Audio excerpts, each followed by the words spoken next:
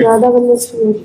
महाराज जी, मेरा प्रश्न यह है कि इस अधम से इतने पाप हुए हैं कि बार बार उसी का चिंतन होता है, बहुत भय लग रहा है। गुरुदेव भगवान, हम आपकी शरण में हैं, आप हमें दंड दें या प्रायश्चित करवाएं। भगवान की शरण में सब हो।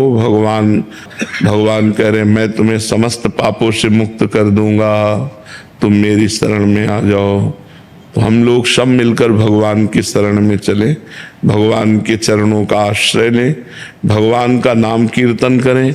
भगवान के सुमिरन से ही हमारे सारे पाप नष्ट हो जाएंगे और पाप करने की जो प्रवृत्ति है वो भी नष्ट हो जाएगी।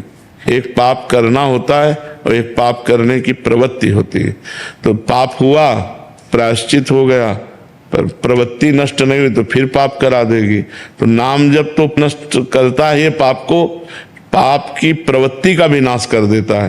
तो हमें खूब नाम जप करना चाहिए भगवान की शरण होकर, जिससे हमारे सारे पापों की प्रवृत्ति का ही नाश हो जाए। महाराज जी, पाप नष्ट हो गए, इसका क्या थर्मामीटर है? हृदय निर्मल हो जाएगा, हृदय शांत हो जाएगा, चिंता भय शोक नहीं लगेगा। उस पाप का भी फिर चिंतन नहीं होगा? नहीं, उस पाप का भी चिंतन नहीं। ये मतलब उसका ये आंकलन? हाँ, जब तक वो चिंतन होकर जलाता रहे तब तक अभी है, और जब चिंतन ही उसका खत्म हो गया, केवल भगवान का चिंतन हो रहा, तो वो पाप में है। फिर तो सहजानंद अपने आप पाप के नष्ट होते ही आनंद की अनुभूति होने लग जाएगी। बिल्कुल बिल्कुल। महाराज जी, चिंतन निरंतर बढ़े और मन के विकार दूर हो, उसके लिए क्या करना चाहिए? हठ पूर्वक भजन, जबरदस्ती भजन, अपनी जबान से जबरदस्ती नाम जप। कोशिश करने के बाद भी कई बार मन संसार में मन भागने से कुछ लेना देना नहीं, जबरदस्ती नाम जप जबान से। यह जिह्वाग्रे वर्तते नाम तुभ्यम, जिसकी जिह्वा के अग्रभाग पर आपका नाम विराजमान है। और नाम जप का प्रयास करने के बाद भी कई विकार कम नहीं हो रहे, मन के विकार हो जाएंगे, धीरे धीरे हो जाएंगे। बड़ा वृक्ष जब जड़ से उखड़ता है तो महीनों हरा भरा दिखाई देता है, लेकिन जड़ उसकी उखड़ गई है। अब नाम जप हम कर रहे हैं तो संसार रूपी दोषों की जड़ उखड़ गई है, धीरे धीरे वो शांत हो जाएंगे। मन से करना चाहिए या जबान से, क्योंकि मन तो तब लगेगा जब पवित्र हो जाएगा। मन तो तब लगता है जब पवित्र हो जाता है। अभी अपवित्र मन है, वो भोगों में जाएगा, तो हम इसको पवित्र कैसे करें? भगवान के नाम रूपी मणि को जीभ रूपी द्वार पे रख लो तो हृदय भी पवित्र हो जाएगा और बाहर भी पवित्र हो जाएगा। महाराज जी, एक बार पवित्र होने के बाद फिर अपवित्र होने की दशा रहती है? हाँ, रहती है। जब तक भगवत साक्षात्कार नहीं हो जाता तब तक यही दशा चलती रहती है, पवित्र फिर अपवित्र, पवित्र फिर अपवित्र। और जब ज्ञान हो जाता है तब परम पवित्र हो जाता है, फिर अपवित्र नहीं। महाराज जी, रुचि ना आए तब रुचि नहीं आती है।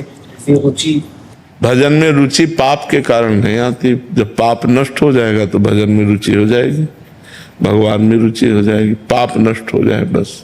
रुचि ना आने पर भी करें। हाँ, जबरदस्ती। तभी इनसे कहा हठ पूर्वक भजन करना, जबरदस्ती भजन करना। मन लगे ना लगे हमें भजन करना है।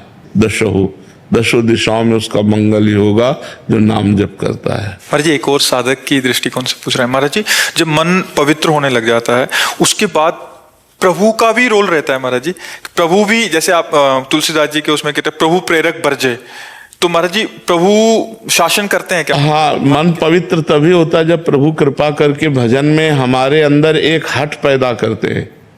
राधा राधा राधा राधा राधा राधा, ये भगवान की कृपा से ही होगा।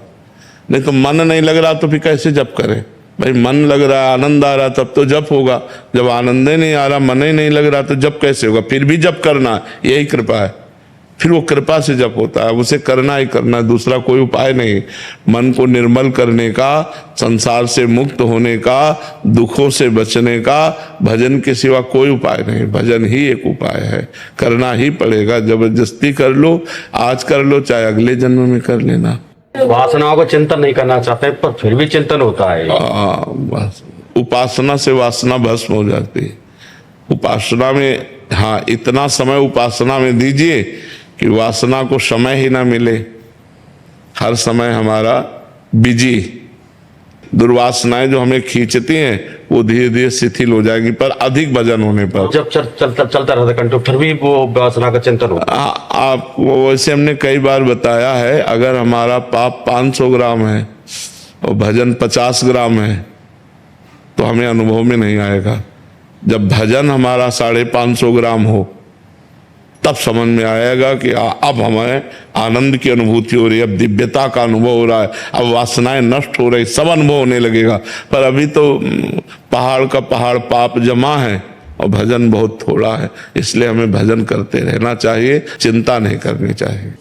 श्री हरिवंश महाराज जी, महाराज जी, इस संसार में पत्नी माँ का रोल निभाते हुए उनसे आसक्ति हो जाए तो उससे कैसे बाहर निकले महाराज जी? उनमें भगवान का भाव करें, क्योंकि देखो जब भगवान नहीं रहते तो हम किसी को प्यार नहीं करते, चाहे पति हो चाहे पुत्र हो। जब उसके हृदय से भगवान अंतर ध्यान हो जाते हैं, भगवान ही का तो पावर है। ये जो बिजली है शरीर में ना, बोलना, हंसना, देखना, खाना पीना, ये भगवान का ही पावर है। मान लो ये हाइड्रोजन जल रहा है तो बिजली से, पंखा चल रहा है तो बिजली से, ये एसी चल रही तो बिजली से। ऐसे स्त्री पुरुष जड़ चैतन्य जो भी हलचल हो रही वो ईश्वर से हो रही। जब हमारे पुत्र से ईश्वर निकल जाता है तो हम पुत्र के शरीर से कहाँ प्यार करते हैं? तो हम कहीं ना कहीं ईश्वर से ही तो प्यार कर रहे हैं। पत्नी के शरीर से भगवान अंतर ध्यान हो जाए तो हम पत्नी के शरीर को जला देते हैं, तो हम कहाँ प्यार करते हैं उसके शरीर से? हम कहीं ना कहीं अनजाने में परमात्मा से ही प्यार कर रहे थे। तो हमें चाहिए कि जब हम अपने पुत्र को, पति को भगवत स्वरूप देखें तो फिर ये डर खत्म हो जाएगा कि कहीं हमारी आसक्ति हो गई, तो फिर भगवान में ही आसक्ति होगी। उस रूप में भगवान ही है, पति रूप में भगवान ही है, पुत्र रूप में भगवान ही है, ऐसा मानना चाहिए।